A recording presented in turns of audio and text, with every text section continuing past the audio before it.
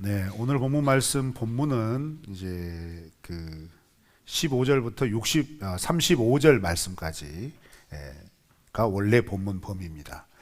근데 주일 말씀을 준비하면서 이렇게 날씨 좋은데 말씀 들으러 나왔는데 저주 너무 마음이 아프잖아요.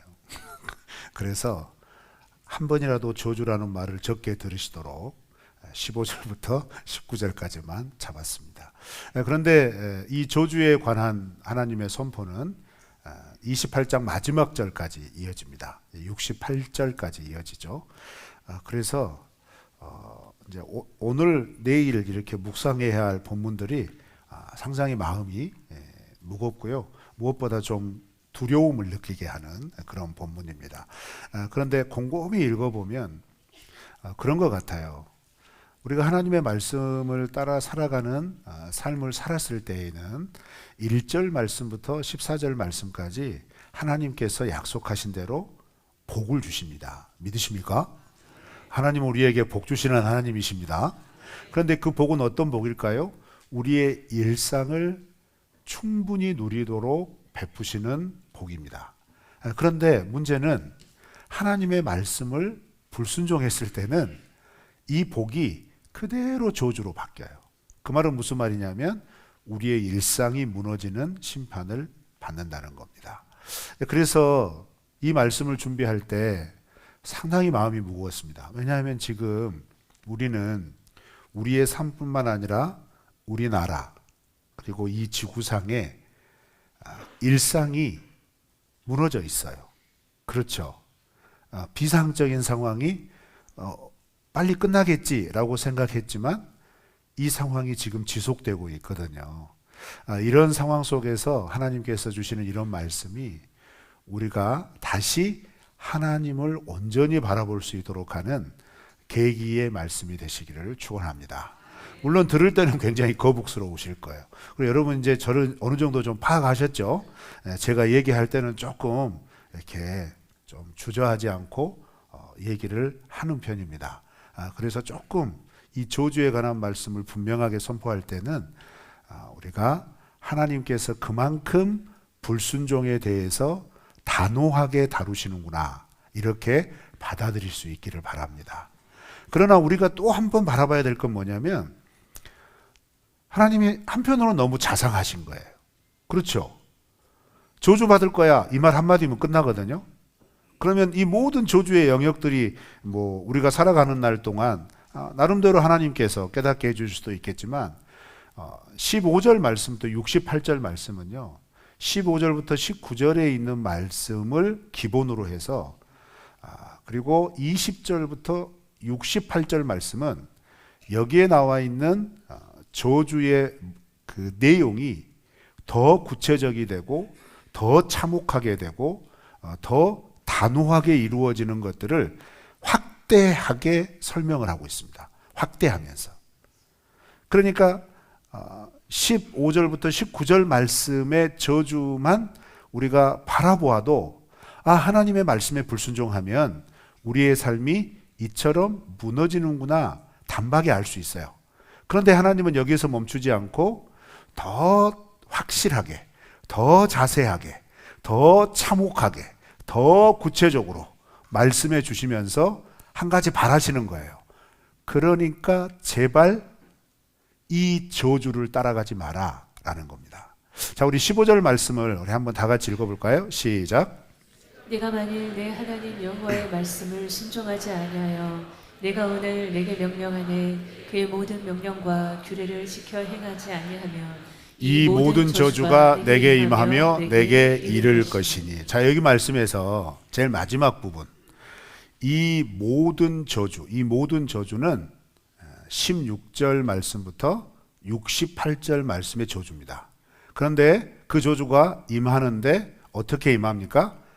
이를 거다 이렇게 지금 개역개정은 번역을 해놓았어요. 그런데 내게 이를 것이다 이 번역을 원문으로 곧바로 직역하면 너를 끝까지 추적할 거다 이 말입니다. 그 또 말은 다른 번역을 하게 되면 너를 뒤따라 다닐 거다, 이런 말이에요. 그러니까 하나님의 말씀에 불순종하면 이후에 소개되어지는 이 저주의 목록들이 나를 추적한다, 혹은 나를 뒤따라 다닌다. 이렇게 생각하면 이게 얼마나 소름 끼치는 목록입니까? 그래서 우리가 분명한 메시지를 받는 거죠. 이런 저주의 목록이 나의 삶을 뒤따라 오지 않도록, 나를 추격하지 않도록 하나님의 말씀 안에 거하시기를 축원합니다. 순종하면 됩니다. 따라서 하실까요? 순종하면 된다. 설교 끝. 그러면 끝나요. 근데 문제는 뭐냐? 여러분, 우리는 참 불순종을 즐겨 하잖아요. 그죠? 우리 모두는 불순종을 즐겨하는 인생입니다. 뭐 거부하고 싶지는 않지만 불순종을 재밌어라 해요. 그렇잖아요. 그런데 불순종할 때는 재밌을 수 있지만 감당해야 할 대가는 참혹하다. 그러니 불순종하지 말고 순종하자라는 겁니다. 이런 마음으로 모세가 이스라엘 백성들에게 이 긴 저주의 목록을 이야기를 하는 겁니다. 그런데 이 저주 목록을 이해하려면 왜 그럼 이 저주 목록이 등장하는가에 대해서 이해를 해야 되는데, 그걸 이해하려면 26장부터 28장의 맥락을 먼저 이해를 하는 게 좋아요. 26장부터 28장의 맥락은 다른 맥락이 아니고요. 먼저 26장은 12장부터 25장까지 십계명을 근간으로 해서 그 십계명의 각각의 계명을 자세하게 어떻게 지킬 건가, 구체적으로 어떻게 지킬 건가에 대한 규례들을 쭉 설명을 해줬어요. 이렇게 지켜라, 이렇게 지켜라, 이게 지켜라. 그러면서 여러분 12장부터 25장은 굉장히 많은 규례들을 나열을 해 놓았습니다. 그런데 그 나열해 놓은 규정들을 압축적으로 묘사하고, 이 모든 규정들이 그럼 어떤 규정들이냐를, 그 성격을 규정해 주는 게 뭐냐면 26장의 내용이에요. 26장의 내용은 다른 내용이 아니고요. 가나안 땅에 들어가서 하나님이 너희들에게 땅을 주실 건데, 그 땅에서 농사를 지어서 얻은 첫 번째 열매를 하나님께 드려라 라고 하는 첫 열매 드림의 규정이 첫 번째로 등장합니다. 그런데 그걸 드릴 때 어떻게 드리느냐 했을 때, 그 소산물을 광주리에 담아서 하나님 앞에 가지고 나와라. 하나님이 정하신 곳으로 가지러 나오는데, 그걸 가지고 나와서 쑥 드려라, 이게 아니고요. 가지고 나와서 드릴 때, 이게 더 중요해요. 드릴 때 창조로부터 가나안 땅 입성해서 이 모든 소산물을 얻게 되기까지의 하나님을 고백하라고 얘기합니다. 드리는 자가 고백하라는 거예요. 하나님께서 내게 이 은혜를 베풀어 주셨는데, 아브라함 때부터 나를 우리 민족을 선택해 주시고, 애굽에서 우리 민족을 조성해 주시고, 거기에서 노예 생활을 하고 있던 비참한 상황에서 이끌어내 주셔서 광야를 거쳐 가나안 땅에 들어오게 하셔서, 이 가나안 땅에서 이렇게 열매를 취하게 되었다, 누리게 되었다라고 하는 것을 고백하라고 얘기합니다. 그러면 이 명령의 중요한 핵심은 뭐냐? 하나님의 은혜를 잊지 말라는 거예요. 그러면 하나님의 은혜를 잊지 않는 중요한 실천적인 방법, 도구가 뭐냐? 따라서 하실까요? 고백. 고백이라는 거죠. 그럼 뭘 고백한다는 거죠? 26장의 내용은 다른 거 아니에요. 하나님께서 선택해 주시고, 하나님께서 실제적으로 역사하셔서 구원해 주신 모든 과정을 너의 입술로 고백해라, 이 말이에요. 제사장이 들려주는 거 듣지 마라, 이 말이에요. 레위인이 가르쳐주는 거 듣고 그거에 따라서 나는 아멘 합니다, 이렇게 하지 말고, 이렇게 드릴 때 직접 고백하며 드리라는 건데, 이것이 가르치는 가장 중요한 메시지는 뭐냐면 나의 하나님을 고백하라는 거예요. 여러분, 우리도 그랬으면 좋겠습니다. 여러분, 우리가 이렇게 헌금을 드릴 때 어렸을 때 드렸으니까 드리는 거죠. 이거 안 드리면 복받지 못할까 봐 드리는 거죠. 이렇게 드리면 조금 그러잖아요. 이런 마음으로 드리는 건 지극히 종교적인 거예요. 하나님과의 관계가 그렇게 형식적인 거죠. 그렇지만 이 예물을 드릴 때 마음속으로, 그리고 실제적으로 하나님 앞에 예배를 드리기 전에 스스로 고백해 보시라는 거예요. 하나님, 내가 이렇게 하나님의 은혜로 이 물질을 얻었습니다. 그런데 이 물질이 이 물질이 내 삶 가운데 나를 지켜주고 나가 누리기까지 하나님이 나에게 이런 과정과 이런 은혜를 베풀어 주셨습니다. 하나님 감사합니다 하면서 드리라는 거예요. 그러면 여러분 이건 그냥 금액만 드리는 게 아니라 뭘 드리는 거죠? 고백을 드리는 겁니다. 내 자신을 드리는 겁니다. 그렇게 하나님을 사랑하라 이 말이에요. 그 다음에 두 번째 26장에서 다루는 규정은 뭐냐면 11조 규정입니다. 그런데 그 21조 규정은 매해 드리는 11조 규정에 대해서 강조를 하는 게 아니고 셋째 해, 세 번째 해, 그러니까 이 세 번째라는 것은 안식년을 기준으로 하는 거예요. 안식년을 기준으로 그 다음 해가 첫째 해예요. 첫째 해, 둘째 해, 셋째 해에 드리는 11조는 그 말은 뭐냐면 셋째 해와 여섯째 해, 즉 3년마다 드리는 11조란 얘기예요. 이 11조는 특별히 레위인과 나그네와 고아와 과부를 위하여 써라 이렇게 얘기를 합니다. 그럼 오해하지 마세요. 여러분 11조의 목적은 분명합니다. 레위인과 그 다음에 사회적으로 연약한 자를 공동체가 책임지는 헌금이 11조예요. 그래서 여러분 11조는 하나님 앞에서 드릴 때 이 목적이 분명하게 드러나야 되는데 중요한 건 뭐냐? 왜 그러면 3년째 드리는 예물을 특정하셨을까 이 말이에요. 사용하는 목적을. 그건 다른 거 아니에요. 매 해마다 드리는 11조는 다 이렇게 연약한 자들을 위해 쓰여집니다. 고아나 과부나 나그네 그런 사람들을 위해서 그때그때 도와줘요. 나그네들 맞이할 때 그 경비로 쓴다 이 말이에요. 고아들 발견하면 뭐 옷도 사주고 먹을 것도 주고 그런다 이 말이죠. 그런데 3년마다 여기에 집중하는 의미는 다른 거 아닙니다. 그냥 그렇게 도움만 주지 말고 자립할 수 있도록 세워줘라 이 말이에요. 그러니까 언제까지 먹을 것만 주지 마라 이 말이죠.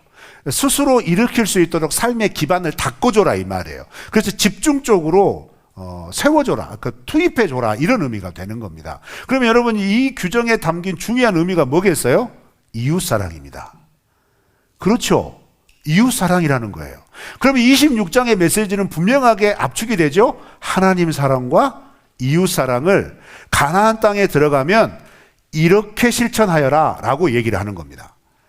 그러니까 이 26장의 규례는 12장부터 25장까지의 모든 규례들을 상징하는 거예요. 압축하는 거예요. 그 의미를 정리하는 거예요. 근데 이렇게 딱 명령을 하고 나서 27장은 그러면 무엇을 얘기하냐면 그렇게 이 모든 규례를 지킬 가나안 땅에 들어가자마자 너희가 해야 할 일이 있다 하면서 세겜 땅에서 이 말씀대로 지키며 살아가겠다고 하는 언약식을 하라고 그래요. 그래서 세겜에 산이 두 개가 있단 말이에요. 그리심산과 에발산이 있단 말이에요. 그 그리심산과 에발산에 큰 돌을 세우고 돌에 회반죽을 칠해서 이렇게 명령한 이 규례들을 돌에다가 새기래요. 누구라도 볼 수 있게. 지나가는 사람 누구라도. 그럼 왜 세겜이냐? 여러분 지도를 딱 놓고 보면 세겜은 가나안 땅의 중심부입니다.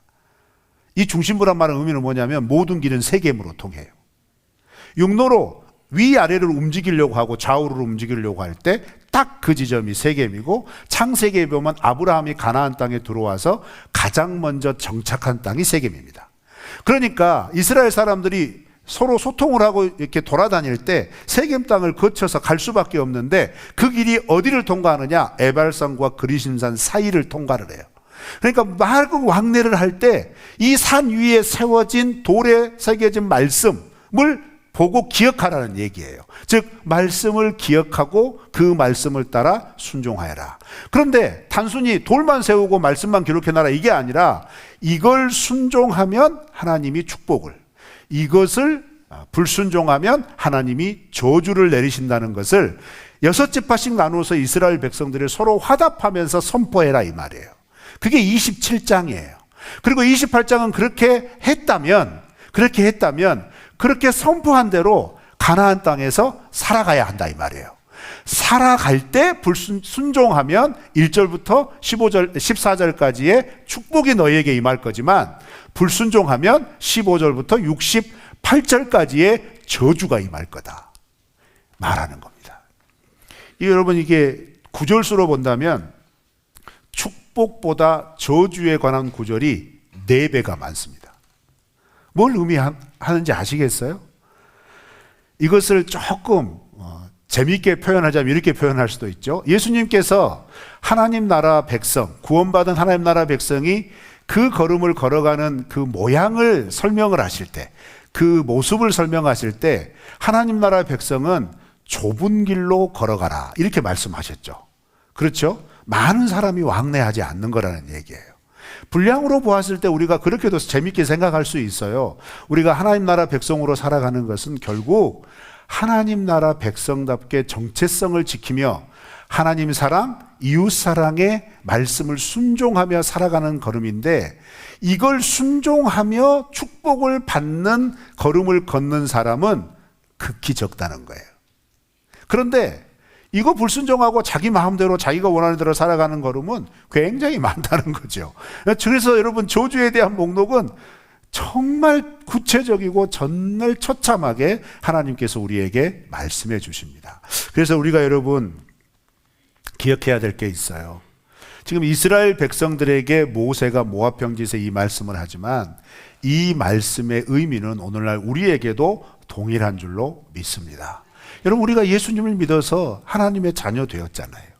하나님의 백성이 되었잖아요. 그러면 하나님의 백성은 어떻게 사느냐?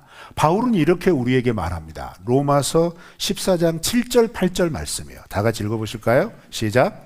우리 중에 누구든지 자기를 위하여 사는 자가 없고 자기를 위하여 죽는 자도 없도다.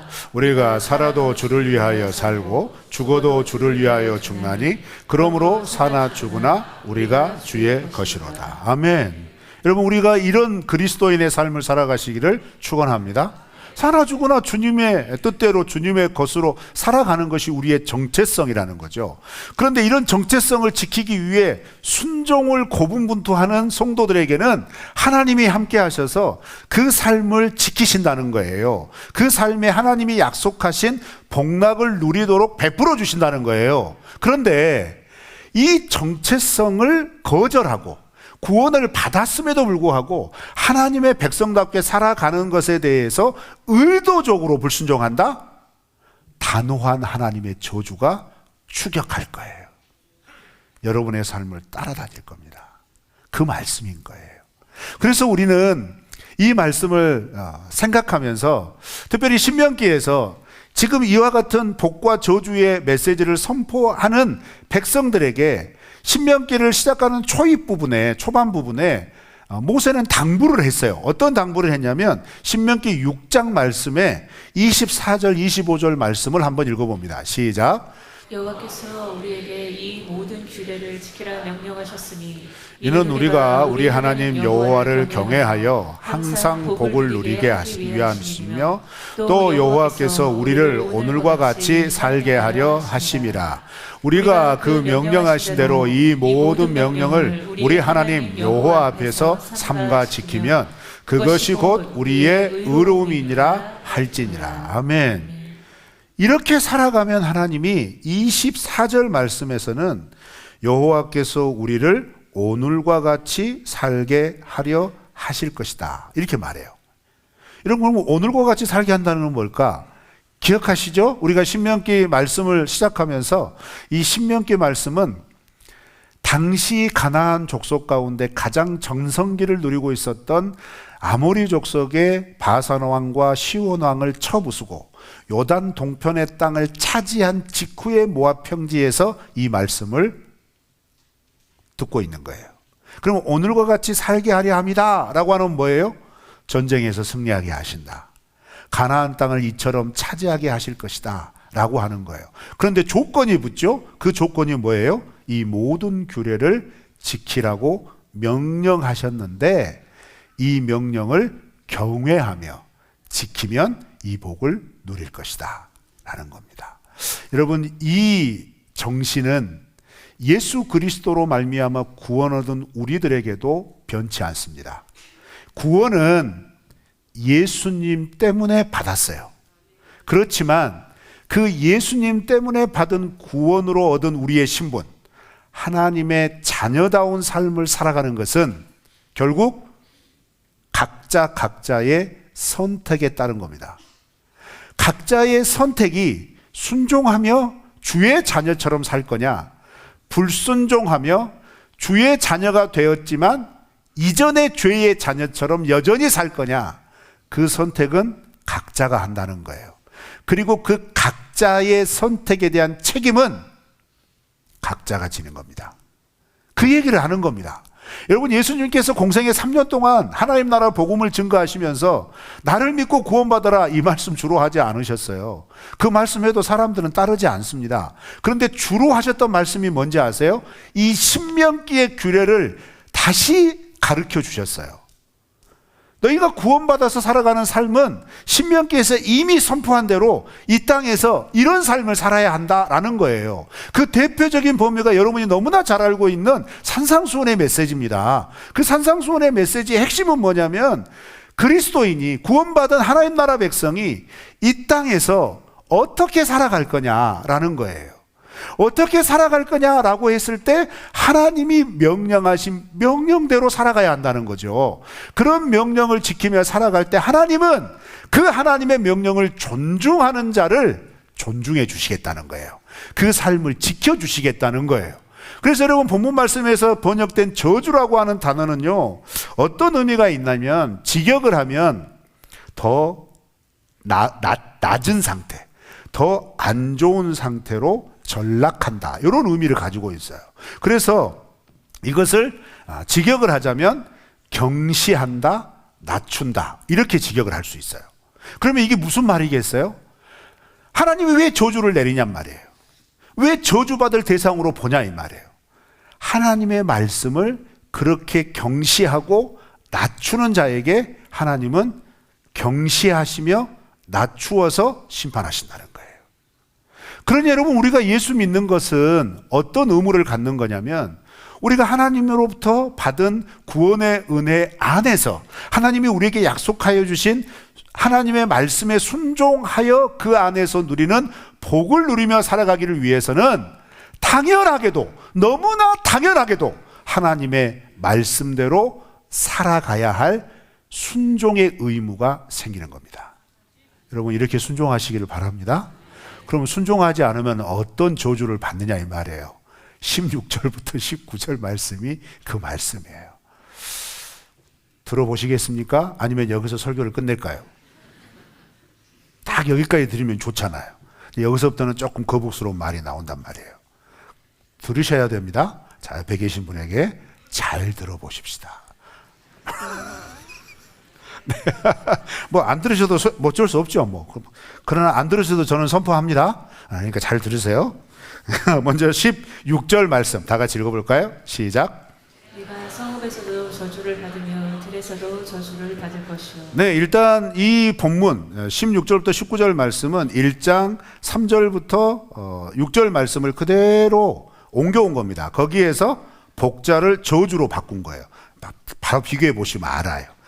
조금 다른 표현이 한 군데 등장하긴 하지만 동일한 형식으로 얘기해요. 그 말은 뭐예요? 하나님 말씀에 불순종하면 순종할 때 받았던 축복이 역전이 되어 저주가 된다는 거예요. 그러니까 하나님의 저주는 기준이 어디에가 있느냐? 하나님의 말씀을 지키는 것에 있다 이 말이에요. 그러니까 우리가 신앙생활 어떻게 하면 좋습니까? 그러면 많은 분들이 착각해요. 신앙생활 예배 시간 잘 지키고 열심히 사역하고 봉사하고 뭐 이런 어떤 내가 뭔가를 교회 안에서, 교회라고 하는 시스템 안에서 뭔가를 잘하는 것이 신앙생활 잘하는 거다라고 생각하시거든요. 아니요, 여러분, 그건 당연한 거예요. 왜요? 변화된 삶에 나타나는 결과니까요. 그런데 그러면 변화된 삶은 구체적으로 어떤 거냐 했을 때, 성경은 매 주일마다 나와서 예배드리라 이 말이 변화된 삶이 아니에요. 변화된 삶은 뭐냐면 내가 하나님의 말을 듣기 시작했다 이 말이에요. 이게 변화된 거예요. 그런데 내가 하나님을 믿는데 하나님을 믿기 전과 지금과 비교해 봤을 때 나는 여전히 하나님의 말씀을 믿지 않는다? 그 말이 안 되잖아요. 그지요? 그러니까 하나님을 믿는 신앙생활은 그 어떤 것보다 하나님이 기록된 말씀을 통해 우리에게 요청하시는 하나님의 백성의 삶의 방식으로 살아간다는 거예요. 하나님 백성의 삶의 방식으로 살아가는 것의 정신이 하나님 사랑, 이웃 사랑이라면 그런 하나님을 사랑하는 것의 구체적인 표현이 우상 숭배하지 말아라는 거예요. 다른 것에 마음 뺏기지 말아라는 거예요. 내가 원하는 것을 위하여 또 다른 형상 만들지 말라는 거예요. 이런 얘기죠.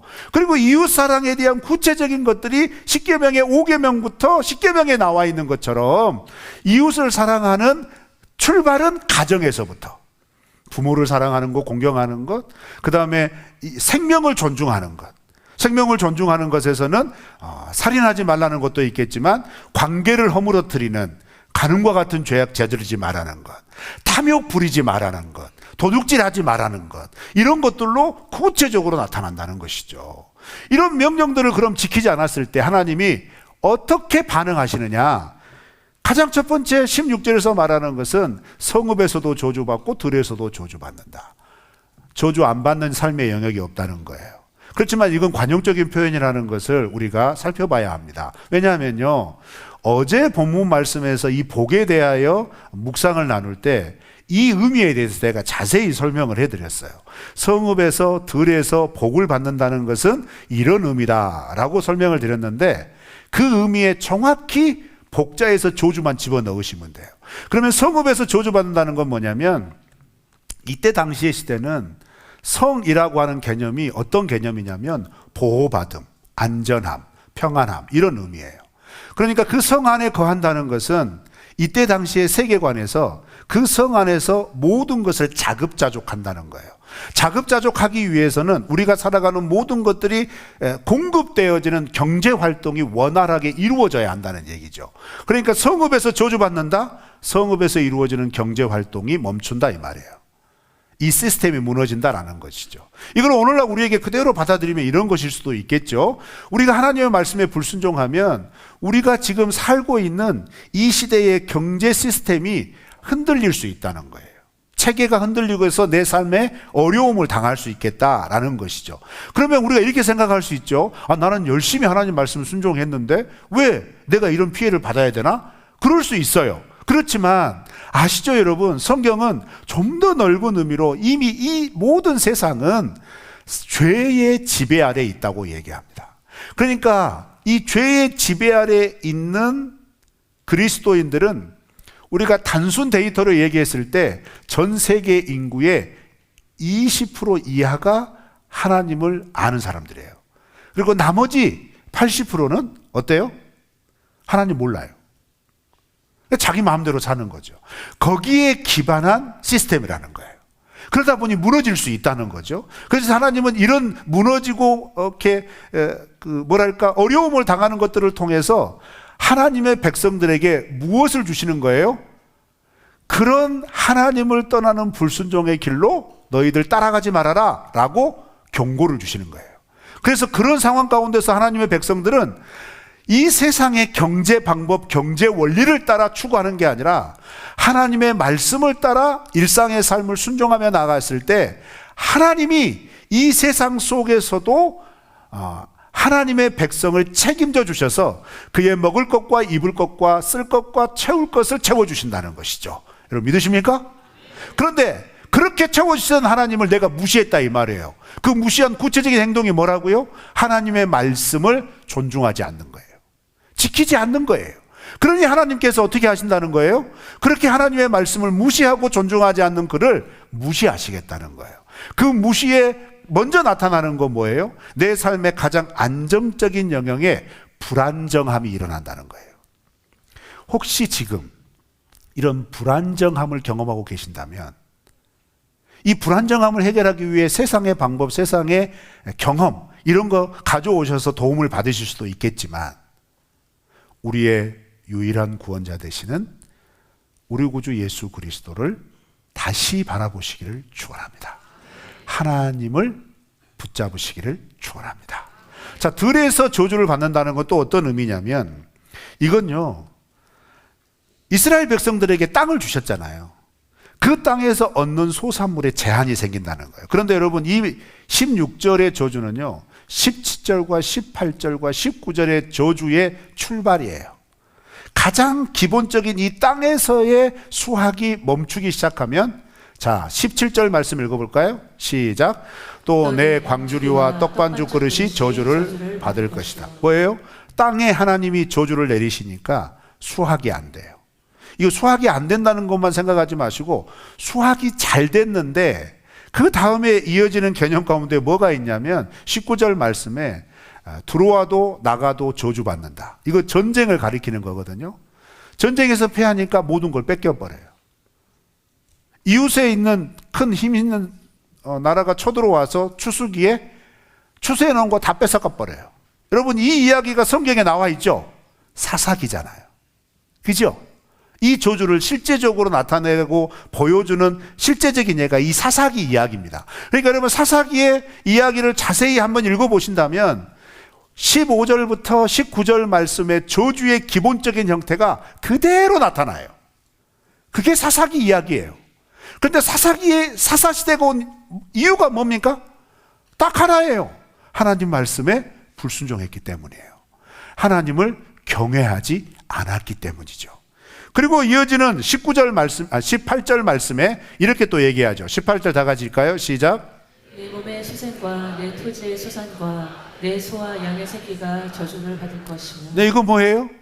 사람이나 땅의 농산물이나 가축이나 그 다음이 일어나지 않는다는 거예요. 그러니까 여러분, 이건 또 뭘 얘기를 하냐면 지금 우리나라에 일어나고 있는 심각한 문제, 급격한 인구 감소, 출생을 하고 싶은데 못하는 사람도 있지만 요즘은 안 해요. 이렇게 어그러졌다 이 말입니다. 이게 질서가 이렇게 뒤죽박죽 돼버린 거예요. 근데 이렇게 되면 어떤 일이 벌어지죠? 지금 내가 살고 있는 이 생은 별 의미 없어요. 괜찮아요. 영향력 받지 않습니다. 그러나 우리의 자녀 세대, 그 자녀의 자녀 세대, 어떤 일이 벌어질까요? 하나님의 저주는 그래서 지금 불순종하면 콕 집어서 불순종한 것에 대한 이것만이 아니라 삶의 모든 영역에 영향을 끼친다는 거예요. 왜 그럴까요? 우리의 구원이 삶의 모든 부분에 완전히 다른 구원을 받은 거잖아요. 죄에서 푹 잠겨 있고 사망에 완전히 사로잡혀 있던 우리를 생명의 자리로 옮기신 거잖아요. 그래서 오죽하면 새로운 피조물이 되었다고 그랬잖아요. 그런데 이 새로운 피조물은 어떤 신분이나 어떤 삶의 내 몸의 어떤 일부분만 새롭게 된 게 아니라 완전히 새롭게 된 거란 말이에요.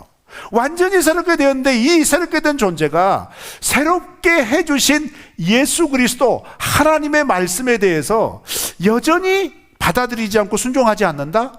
그러면 그것에 대해서 하나님은 단호하게 새로운 피조물처럼 여기지 않으시겠다는 거예요. 예전의 상태로 되돌려 버리시겠다는 거죠. 그래서 여러분, 28장의 저주 목록의 클라이막스는 뭐냐? 패망입니다. 그리고 노예됨입니다. 포로됨. 그러니까 포로됨의 선포는 뭐냐면 애굽의 상태로 돌아가겠다는 거예요. 애굽의 노예된 상태로 다시 돌려버리겠다, 이 말씀인 거예요. 이게 얼마나 무서운 말씀인지 모릅니다. 그래서 여러분, 우리는 이 말씀을 알고 이 기록된 말씀을 듣고 깨달았기에 그러면 우리는 어떻게 해야 됩니까? 저주가 우리의 삶을 추격하지 않도록 하나님의 말씀을 지켜 행하는 것에 힘을 쓰시기를 축원합니다. 그리고 여러분, 오해하지 마세요. 하나님은 속 좁은 분이 아니세요. 뭐 한두 가지 어겼다고 너 어겼어, 내 이거 반드시 너 저주할, 이거 아니에요. 여기에서 말하는 건 뭐냐면요, 전제가 민족적인 돌아섬이에요. 이스라엘 백성들 안에서 하나님을 떠난 사람들 개개인은 그럴 수 있어요. 그런데 문제는 뭔지 아세요? 개개인이 모아져서 민족이 되어버려요. 그래서 이스라엘 패망의 역사를 보시면 하나님을 떠났다 말하지만 모든 민족이 우리가 언제 하나님을 떠났냐 이렇게 말해요. 그러면서 어떤 일을 행해요? 한쪽에서는 가나안 우상을 섬기고 또 한편에서는 성전에 올라와 제사를 드리는 거예요. 그러면서 성전에 올라와 제사를 드리고 있으니 우리는 하나님의 백성이다 스스로 얘기를 하는 거예요. 하나님 말씀 잘 지키고 있다 이렇게 얘기하고 있는 거예요. 그런데 그런 이스라엘 백성들을 향하여서 너희는 나를 떠났다, 나를 경멸했다, 나를 무시했다 라고 선언한 선언들이 선지자들의 외침이었단 말이죠. 여러분, 혹시 우리에게 하나님께서 진노가, 저주가 너희들을 추격하고 있어, 너희들을 뒤따르고 있어 라고 하나님의 탄식이 들려오지 않기를 축원합니다. 여러분, 그렇기 때문에 교회의 역할이 중요한 거예요. 도원누리교회를 다니는 모든 성도님들은 다른 교회와 비교하지 마시고 일단 우리 안에서 우리가 하나님의 말씀을 존중하고 그 하나님의 말씀의 무게를 인식하여서 우리는 하나님의 말씀을 따라 살아야 해 라고 하는 정서와 흐름을 만들어내시기를 축원합니다. 그런데 만약 괜찮아, 뭐 그런 거 가지고 그래, 하나님 괜찮을 거야, 이런 거요? 정말 위험한 거예요. 예배를 드리는데 예배? 그래, 오고 싶으면 와, 안 와도 돼, 뭐 그럴 수 있죠. 개개인의 신앙이니까. 그러나 여러분, 아니야. 우리가 하나님 앞에 구원받은 백성이라면 예배는 그렇게 코끼에서 나오는 게 아니라 구원받은 은혜를 누리며 너무너무 기쁜 그 복 안에 살아있는 것에 반응하는 것이 예배야. 그래서 예배는 즐거운 것이고 예배는 행복한 것이고 예배는 흥분되는 것이야. 그러니 기쁨으로 나와야지. 그래서 여러분, 제가 몇 주 전에 말씀드렸는데 잘하고 계십니까? 그렇게 기쁨으로 나오시는 예배에 주차장에 딱 내리시면서부터 인사하시라고 그랬잖아요. 기쁘니까 다 인사하는 거예요. 기쁘니까 다 소통하는 거예요. 제가 그렇게 부탁했건만 점점 줄어들고 있어요. 예배 마치고 저하고 눈을 맞추시는 분들이 또 줄어들고 있어요. 우리 그러지 말게요. 왜요? 우리는 기쁨의 예배 드렸잖아요. 기쁘게 예배 드리러 나왔잖아요. 그러면 하나님 앞에서만 기쁩니까? 하나님에게만 기쁜 표정 지으실 거예요? 이 기쁨을 공유하는 공동체 안에서 이 기쁨이 향유돼야 되겠죠. 그게 뭐예요? 하나님의 말씀을 존중히 여기는 구체적인 삶의 모습이라는 거예요. 예수님 때문에 행복하면 이웃에게도 행복한 겁니다. 하나님 때문에 기쁘면 함께 있는 공동체 안에서 이 기쁨을 나누려고 하는 거죠. 여러분, 우리가 이런 공동체 되었으면 좋겠습니다. 그래서 제발 저주에 추격당하는 인생이 되지 않기를 축원합니다. 불순종할 때는 이 모든 저주가 여러분을 끝까지 따라갈 거예요. 그러나 이것을 끊을 수 있는 건 단 한 가지, 하나님의 말씀에 순종하는 겁니다. 나의 하나님의 말씀을 존중하고 그 하나님을 경외하며 우리의 삶을 지키려고 마음을 세웠을 때 하나님은 이걸 지킬 수 있도록 성령을 통하여 역사하여 주실 것이고, 그렇다면 여러분, 이 말씀을 그대로 뒤집어 봐요. 하나님이 주시는 복이 우리를 추격할 줄로 믿습니다. 우리를 따라올 줄로 믿습니다. 그와 같은 삶이 되시기를 축원합니다.